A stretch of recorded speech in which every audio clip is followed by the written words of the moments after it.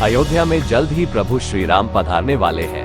22 जनवरी को प्राण प्रतिष्ठा समारोह है। इससे पहले रामलला की कौन सी मूर्ति राम मंदिर में विराजमान होगी, इसे लेकर लोगों के बीच काफी उत्सुकता है। इस वीडियो में हम आपको बताएंगे कि अयोध्या में कौन सी शिला से बनी रामलला के बाल स्वरूप मूर्ति की स्थापना की जाएगी। जाने क्यों है खास। अयोध्या में भव्य राम मंदिर बनकर तैयार है और अब वो घड़ी भी नजदीक आने वाली है जब मंदिर में प्रभु राम पधारेंगे। लेकिन लोगों के मन में आज सबसे बड़ा सवाल ये है कि आखिर रामलला की कौन सी मूर्ति मंदिर में विराजमान होगी, श्वेत या श्याम। जिन 3 शिलाओं पर प्रभु श्री राम की बाल स्वरूप मूर्ति बनाई गई है, उनमें से कृष्ण शिला पर मैसूरू के शिल्पकार अरुण योगीराज के हाथों से बनाई गई मूर्ति पर अंतिम मुहर लग सकती है। सूत्रों के मुताबिक ट्रस्ट ने काफी मंथन के बाद श्याम शिला पर उकेरी गई प्रभु श्री राम की बालकाल्य मूर्ति को फाइनल कर दिया है।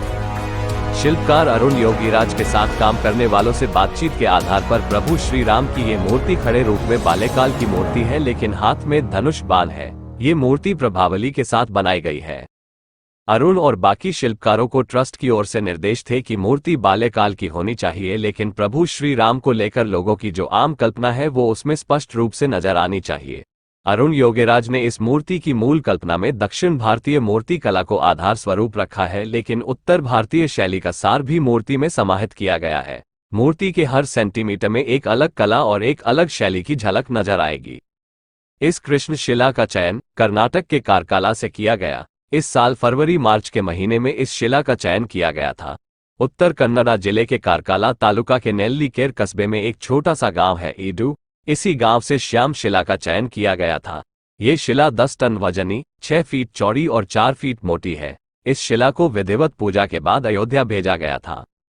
कैसे हुआ शिला का चयन? सूत्रों की माने तो ट्रस्ट के आग्रह पर विख्यात वास्तुशास्त्री कुशदीप बंसल ने सबसे पहले इस शिला का निरीक्षण किया। उनकी मंजूरी मिलने के बाद नेशनल रॉक इंस्टीट्यूट के विशेषज्ञों के एक दल ने इस शिला की रासायनिक संरचना प्राथमिक तौर पर जांच की थी। मूर्तिकारों की पहली पसंद है नेल्लीकेर स्टोन रॉक। विशेषज्ञों ने इस शिला को किसी भी मौसम और वातावरण के लिए उचित पाया।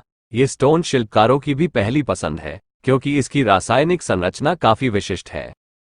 ये शिला ज्यादा कठोर भी नहीं है और मृदु भी नहीं है।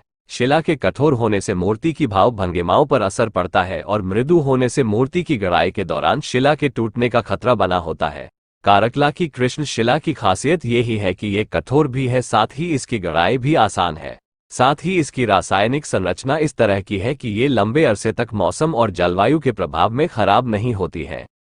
यही वजह है कि दक्षिण भारत में कई मंदिरों में मूल मूर्ति के निर्माण के लिए नेल्लीकेर स्टोन ही मूर्तिकारों की पहली पसंद है। इस शिला को जांच के बाद जब नेशनल रॉक इंस्टीट्यूट के विशेषज्ञों ने आरंभिक स्वीकृति दे दी, उसके बाद एक प्रसिद्ध शिल्पकार से भी उनकी राय मांगी गई थी। उनसे भी हरी झंडी मिलने के बाद इस कृष्ण शिला का चयन किया गया और जब ये शिला अयोध्या पहुंच गई तो मैसूरू के प्रसिद्ध शिल्पकार अरुण योगीराज को इस शिला से भगवान प्रभु श्री राम की मूर्ति बनाने की जिम्मेदारी सौंपी गई।